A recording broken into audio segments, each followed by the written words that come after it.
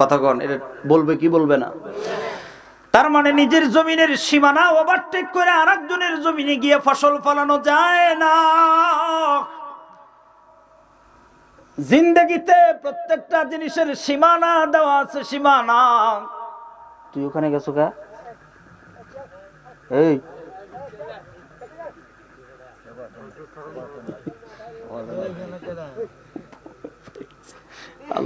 আল্লাহ রে ওলি বানায় দেন, বলে না আমি।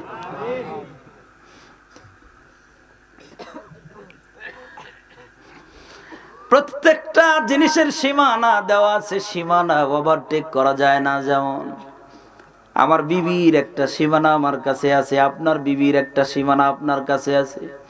নিজের বিবিটারে আরেকজনের হাতে উঠায় দিয়া বলা যায় না যে যাও গিয়া সিনেমা দেখে আসো, এটা বলা যায় না, সীমানা আছে। কি বলেন, কথা ঠিক না?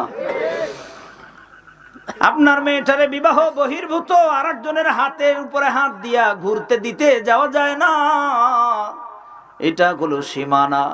রব্বুল আলামিন ডেকে ডেকে বলতেছে, বান্দারে আমি মালিকেরও কিছু সীমানা আছে, সাবধান, সীমানা ওভারটেক করবা না, সীমানা ওভারটেক করবা না। আল্লাহ আপনার আবার সীমানা কোনটা? রব্বুল আলামিন আপনার সীমানা কোনটা? রব্বুল আলামিন যেন ডেকে ডেকে বলতেছে, বান্দা আমার সীমানা হইল তোমাদের জন্য, তোমাদের জিন্দেগিতে আমি রব যেইভাবে আমি তোদের জীবন চালাইতে বললাম, আমার কথা মতো তোরা তোদের জিন্দেগি চালাবি, এটা হলো আমি মালিকের সীমানা। আর আমার কথার বাইরে গিয়া যে জীবন চালায়, এ লোকটা আমি মালিকের সীমানা লঙ্ঘন করে। এবার আসেন আরেকটু ক্লিয়ার করে দেই, বুঝতে আরো সহজ হবে।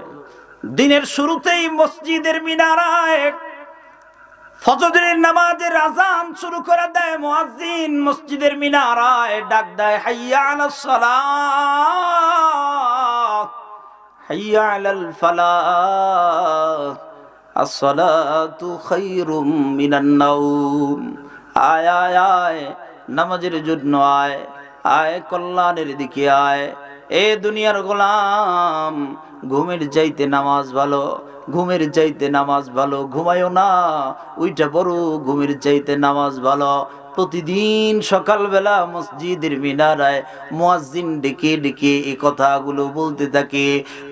এরে আমার দোস্ত, আমার বাপ, আমার চাচা, নওজোয়ান যুবক ভাই, মনে রাখো, এই মসজিদের মিনারায় মুয়াজ্জিনের এই ডাক মূলত মুয়াজ্জিনের ডাক নয়, এটা মূলত তোমার মালিক আল্লাহ তাআলার ডাক। দিনের শুরুতেই যেন তোমার রব তোমার ডাকে, বান্দা আয় আয় আয়, আয় নামাজের দিকে আয়, আয় কল্যাণের দিকে আয়, ঘুমায়ও না। কোন মানুষ যদি ফজরের নামাজ আদায় না করে, কোন মানুষ যদি ফজর না পড়ে, দিনের শুরুতে লোকটা তার মালিকের সীমানা লঙ্ঘন করলো। যোহরের নামাজ, আসরের নামাজ, মাগরিব, ইশার নামাজ, কোন মানুষ যদি দিন রাত মিলায়া 5 ওয়াক্ত নামাজ না পড়লো, তো এ লোকটা দিন রাত মিলায়া তার মালিকের 5 বার সীমানা লঙ্ঘন করলো। কোন মানুষ যদি নিজের নামটা সুদের খাতার ভিতরে লিপিবদ্ধ করে দেয়, নবীজি বলেন, সুদ যে দেয়, সুদ যে নেয়, সুদ যে লেখে, সুদ যে সাক্ষ্য দেয়, সুদের ব্যাপারে যে সাক্ষ্য দেয়, সুদ যে লিপিবদ্ধ করে, সুদ যে নেয় আর সুদ যে দেয়, প্রত্যেকটা মানুষ তার রবের সীমা লঙ্ঘনকারী। সাবধান সাবধান সাবধান, নিজের নামটা যদি সুদের খাতার ভিতরে কোনো মানুষ লিপিবদ্ধ করছে, তো এ তার রবের সীমানা লঙ্ঘনকারী, রবের সীমানা লঙ্ঘন করলো। কোন মানুষ যদি ঘুষের খাতার ভিতরে তার নামটা উঠাইছে, তো এই লোকটা তার রবের সীমানা লঙ্ঘন করলো। কোন মানুষ যদি জিনার খাতার ভিতরে তার নামটা লিপিবদ্ধ করে দেয়, এ নওজোয়ান যুবক ভাই রে, কথাগুলো মন দিয়ে শোনো, কোন মানুষ যদি জিনার খাতার ভিতরে তার নামটা লিপিবদ্ধ করে দেয়, এ যেন তার মালিকের সীমানা লঙ্ঘন করলো। দোস্ত, অনেকেই মনে করে শরীরের সাথে শরীর লাগলে বুঝি এটাই শুধু জিনা হয়। না না না, শরীরের সাথে শরীর লাগলেই শুধু জিনা নয়। নবীজি ডেকে ডেকে বলে, উম্মত রে, চোখেরও জিনা হয়, চোখেরও জিনা হয়, জবানেরও জিনা হয়, হাতেরও জিনা হয়, পায়েরও জিনা হয়। নবীজি ডেকে ডেকে বলে এমন কি উম্মাত, মানুষের অন্তর দ্বারাও মানুষ জিনা করে। প্রত্যেকটা জিনাকারী তার মালিকের সীমা লঙ্ঘনকারী। যেই জিনা করবে সে তার রবের সীমানা লঙ্ঘন করলো। এবার বলেন তো, সুদ ঘুষ বেনামাজি আমাদের সমাজের ভিতরে জিনাকারী আছে না নাই? সুদ দিয়া গোটা সমাজটা সয়লাভ হয়ে গেছে, সুদ দিয়া গোটা সমাজটা সয়লাভ হয়ে গেছে। এদিকে সুদ নাই মনে হয়, এদিকেও আছে। হাই হাই কি কয়, এই আসতে আসতে যেই কষ্ট হইছে, এই রাস্তায় সুদ আইলো কেমনে?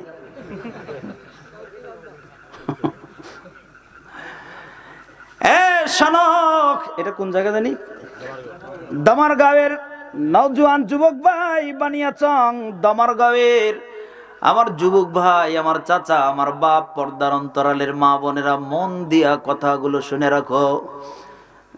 সুদের ভয়াবহতা এত, সুদের ভয়াবহতা এত, আমি এদিকে যাব না, শুধু এতটুকু বলি, কোন মানুষ যদি সুদ দেয়, কোন মানুষ যদি সুদ নেয়, সুদের ব্যাপারে সাক্ষ্য দেয়, সুদের ব্যাপারে কাতেব হয়, লিপিবদ্ধ করে লেখে, তাহলে প্রত্যেকটা মানুষের ব্যাপারে নবীজি বলে 1 দিরহাম সুদ তুমি খাবা তো তোমার আপন মায়ের সঙ্গে জিনা করার গুনাহ। এই এলাকার ভিতরে কোন মানুষ যদি এর চাইতে ভয়ঙ্কর জিনা হলো, এর চাইতে ভয়ঙ্কর পাপ হলো সুদের পাপ। এই এলাকার ভিতরে, বানিয়াচংয়ের ভিতরে, দামারগাঁওয়ের ভিতরে কোন মানুষ যদি তার মায়ের সঙ্গে জিনা করে, বলেন তো এর কি গ্রামে রাখবে? ওরে এক ঘুরে করে দিবে। বলেন কথা ঠিক না? ওই মায়েরও রাখবে না, ও সন্তানরেও রাখবে না। কিন্তু মহল্লায় মহল্লায়, এলাকায় এলাকায় সুদখোর আছে না নাই? সুদ খায় তো খায়, আবার প্রকাশ্যে দিবালোকে ঘুরে ঘুরে মানুষের সামনে দিয়া চলে। আমি তো মাঝে মাঝে বলি, দোস্ত, এলাকার ভিতরে কোনো মানুষ যদি সুদখোর থাকে, এলাকার ভিতরে কোনো মানুষ যদি প্রকাশ্যে দেখো যে এই লোকটা সুদখোর, কোনো মহিলা যদি সুদখোর থাকে, এই মহিলা সুদ টাকা দিয়া টাকা লাগায়া টাকা নেয়, এরকম কোনো মহিলা যদি থাকে, আল্লাহর দোহাই নিজের মুখের থুতুটা ওই মহিলার দিকে ফেলবা না, সুদখোরের দিকে নিজের মুখের থুতুও ফেলবা না। কেননা মনে রাখো, একজন সুদখোরের চাইতে মানুষের মুখের থুতুর বড় দাম। আপনার থুতু ওর দিকে থু করে ফেলবেন না, অন্য দিকে ফেলবেন, কারণ এই থুতুর দাম সুদখোরের চাইতে বেশি। সুদখোর আছে? আমি আগেই বলছি বাবারে, শুধু কান দিয়া ঢুকায়, কান দিয়া বের করে দিও না। এই কান দিয়া ঢুকায়, কান দিয়া বের করে দিও না। রব্বুল আলামিন ডেকে ডেকে বলতেছে, নবীজি যেন ডেকে ডেকে বলে, জিনাখোর, সুদখোর, বেনামাজি প্রত্যেকটা মানুষ রব্বুল আলামিনের সীমা লঙ্ঘনকারী। শোনো, সীমা লঙ্ঘন কইরা কবরে যায়ও না, কবর বড় ভয়ঙ্কর। দুনিয়ার জিন্দেগিতে অল্প কয়েকদিনের জীবন, অল্প কয়েকদিনের এই দুনিয়া, এখানে বড়াই করার কিছু নাই, এখানে সীমা লঙ্ঘন করে যায়ও না। কেন যাবা না? শোনো, আখিরাতের জিন্দেগিটা বড় ভয়ঙ্কর। এত ভয়ঙ্কর রে বাপ, একজন মানুষরেও তুমি কাছে পাবা না। দুনিয়ার মতো ওই আখিরাতের জীবন না, দুনিয়ার মতো ওই আখিরাতের জীবন না। ওই আখিরাতের জিন্দেগিতে সীমা লঙ্ঘনকারী কোনো মানুষ হইলে আমার নবীজি পর্যন্ত তার দিক থেকে চেহারা ফিরাইয়া নিবে। হায় হায়, কি ভয়ঙ্কর কথা, কি ভয়ঙ্কর কথা। দুনিয়ার জিন্দেগির ভিতরে কোন মানুষ যদি সীমা লঙ্ঘনকারী হয়, আরে যে নবী সারা জিন্দেগি ভর চোখের পানি ফালায়া ফালায়া তোমার জন্য আমার জন্য কান্দে, যে নবী সারা জিন্দেগি ভর তোমার জন্য আমার জন্য চোখের পানি ফালায়া ফালায়া কান্দে, এমন নবী পর্যন্ত কিয়ামতের ময়দানে সীমা লঙ্ঘনকারীদের থেকে মুখটা ফিরায় নিবে। হাসরের ময়দানে দুই দল মানুষ হবে, নবীজির উম্মতের ভিতরে দুই দল মানুষ হবে। একদল মানুষকে রব্বুল আলামিনের পয়গম্বর নিজে বুকের সঙ্গে জড়ায়া ধইরা হাউজে কাউসারের পানি এক পেয়ালা নবীজির নিজ হাত দিয়া মুখের উপরে উঠায়া খাওয়ায়া দিবে। জান্নাতে যাওয়ার আগ পর্যন্ত আর পিপাসা লাগবে না। আবার উম্মতদের ভিতরে একদল উম্মত হবে, একদল উম্মত এমন হবে যাদের ব্যাপারে নবীজি বলেন আমি তাদের চেহারার দিক থেকে মুখ ফিরায় নিব। কোরআন শরীফের ভিতরে আয়াত আছে, রব্বুল আলামিন ডেকে ডেকে বলছে উম্মতের ভিতর থেকে এমন কিছু উম্মত হবে আমার নবী তাদের বিরুদ্ধে, উম্মতের বিরুদ্ধে আমার কাছে মামলা দায়ের করবে। হায় কি ভয়ঙ্কর কথা! নবীজি উম্মতের বিরুদ্ধে রবের কাছে মামলা দায়ের করবে।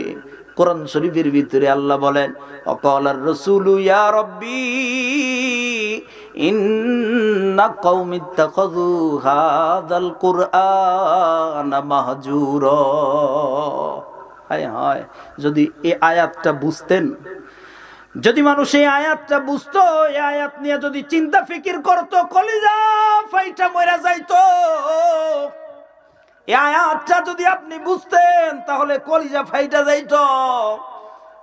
আল্লাহ বলেন ওয়াকালার রাসূল, ওই দিন ময়দানে মাহশারে রাসূল বলবে ইয়া রাব্বি, হে আমার রব, হে আমার প্রতিপালক আল্লাহ, ইন্না কওমি, নিশ্চয় আমার সম্প্রদায় ইত্তাখাযু হাযাল কুরআন মাহজুরা। রব্বুল আলামিন গো, আমার সম্প্রদায় এরা কোরআনটাকে পরিত্যক্ত মনে করে দুনিয়ার জমিনের ভিতরে চলছে, কোরআন দিয়া জীবন গড়ে নাই, কোরআন অনুযায়ী জিন্দেগি চালায় নাই। তোমার রব, তোমার আল্লাহ তোমার সীমা লঙ্ঘন করছে, আমি নবীর সীমা লঙ্ঘন করছে। আল্লাহ তোমার কাছে আমার এই উম্মতদের জন্য মামলা দায়ের করলাম, আল্লাহ এদের বিচার তুমি করো। বলেন তো নবী যদি মামলা দায়ের করে ওই দিন কি বাঁচানোর কেউ আছে? ওই দিন কেউ বাঁচানোর আছে? হায় হায়, কোন নবী মামলা দায়ের করে যে নবী সারা জিন্দেগি চোখের পানি ফালায়া ফালায়া তোমার জন্য কাঁদছে, আমার জন্য কাঁদছে। যার চাইতে ভালোবাসার আর পৃথিবীর জমিনে, কবরের জমিনে, হাসরের ময়দানে তার চাইতে ভালোবাসার মানুষ আর কেউ নাই। কোটি কোটি মানুষ যখন নাফসি নাফসি করবে, একমাত্র নবীজি শুধু উম্মতি উম্মতি করবে। সুবহানাল্লাহ, জোরে কর।